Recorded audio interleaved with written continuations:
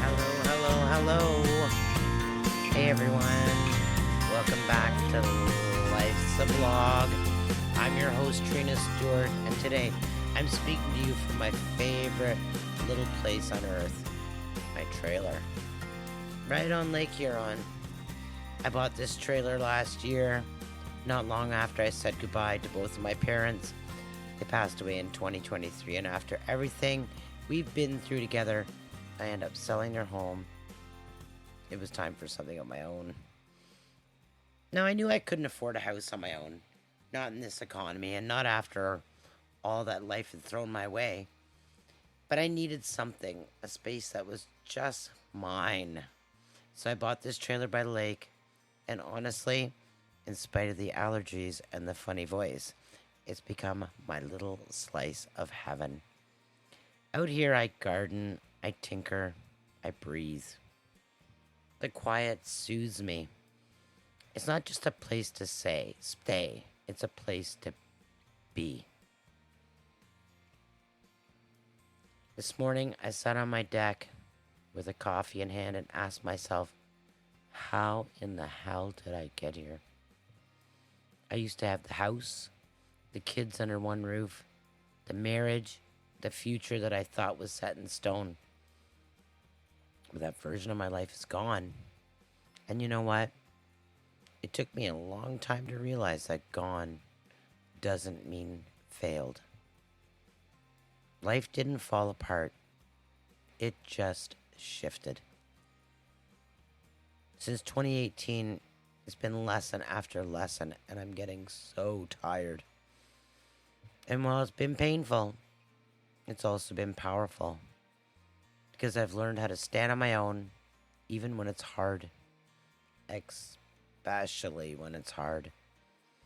Just the other week, one of my kids was out here with me.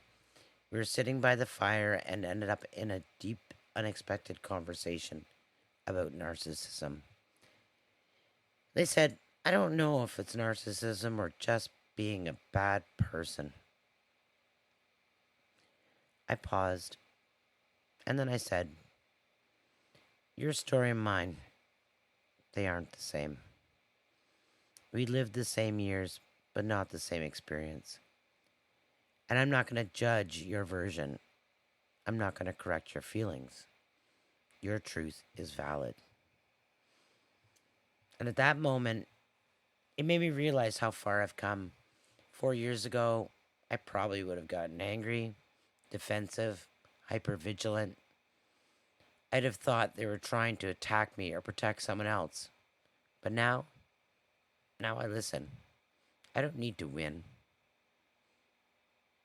I just want to understand. Lately, I've been wrestling with a big question. What makes someone a good person? And I'd love for you to go to @lifesablog.ca and give me your thoughts. At therapy the other day, my therapist recently asked me to hit pause on that question until I finished listening to The Body Keeps Score. Because I have a cataract in my eye, I'm not much of a reader anymore, so I immediately downloaded it on Audible. So far, I'm 12 hours in, and I have 13 hours to go. Perfect timing because I've got a long drive ahead of me. Why, you ask? Because I'm heading to Nashville for CMA Fest, and I'm so excited.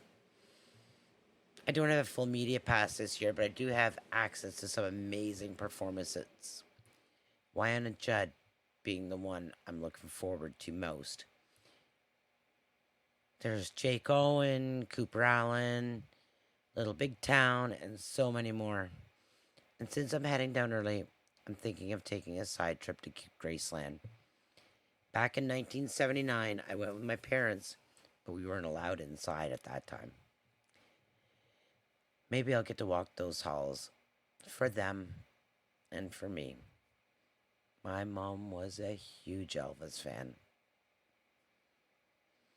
My daughter was supposed to join me, and maybe she still will, but she broke her ankle, and we'll see if she gets her cast off and if she's able to go in the next few days.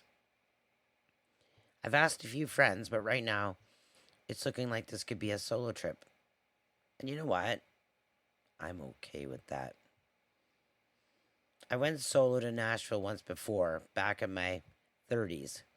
I was working with a magazine, met the American Pickers, danced on Broadway, and had a blast. Now at 52, I won't party quite as hard, but I'm still showing up for the experience. Showing up. Showing up is a huge thing to do as you're healing.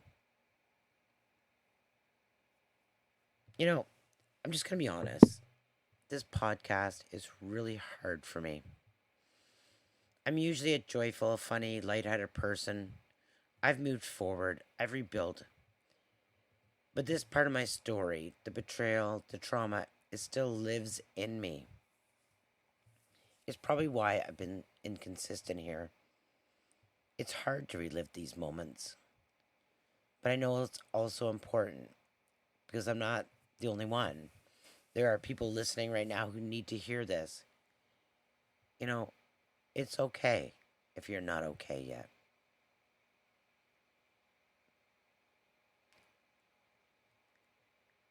Immediately after a separation, a lot of people get involved with someone new and life takes a huge blissful turn. But without taking care of yourself and understanding who you are, you come to realize that the patterns and the people you choose tend to flow through your life. And that is one thing I've learned through my work and through my relationships. There is definitely a pattern in the people who magnetize towards me and what I accept from people as friends or bosses. I even got into a new relationship too fast. He was kind, genuinely, but he was carrying his own pain, his own addiction. I tried to love him through it for the last few years. I tried to help him heal. But eventually I realized we weren't building something together. We were just trying to survive together. There's a huge difference between building and surviving together. I'll always be his friend. I care deeply for him. But I can't lose myself again trying to save someone else. After so many lessons learned, I choose me.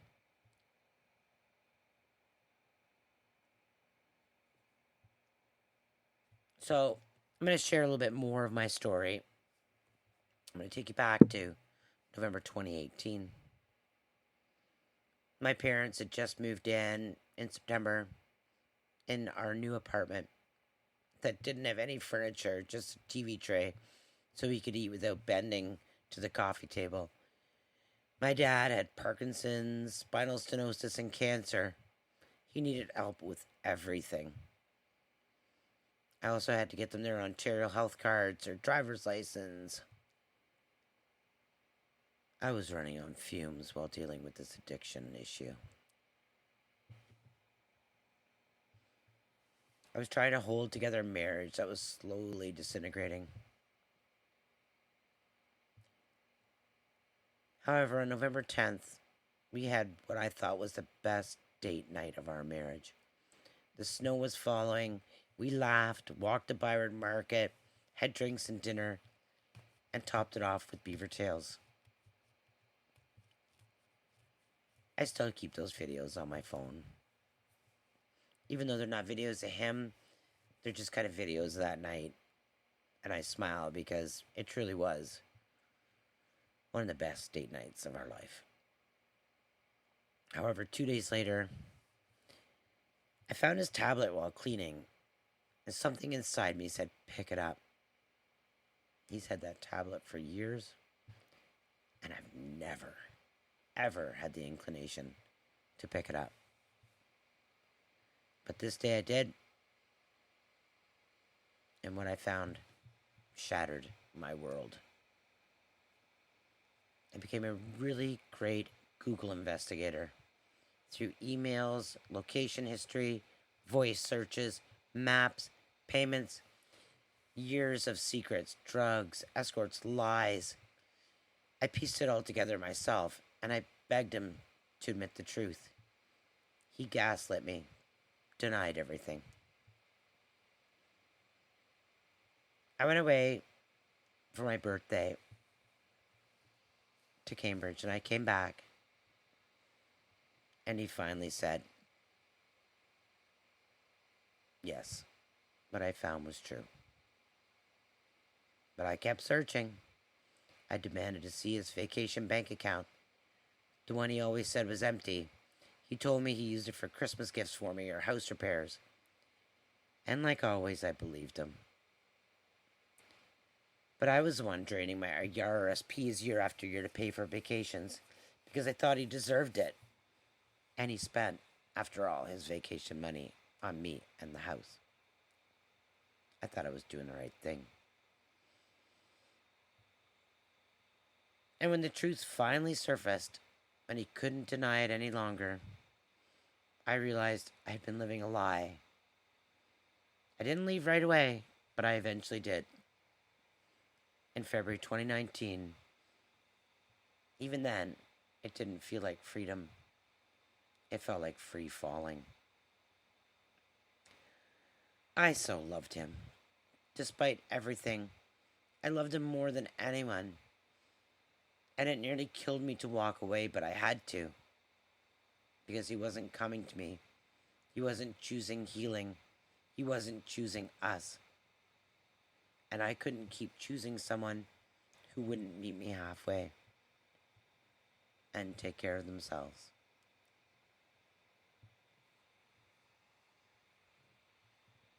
So now I'm here by the lake in a trailer.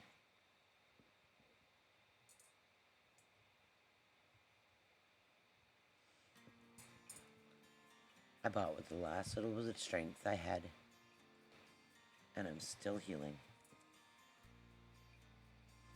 I may not have all the answers, but I have this moment. I have this space, and I have this podcast to share the messy, raw truth of what it means to lose everything and slowly rebuild.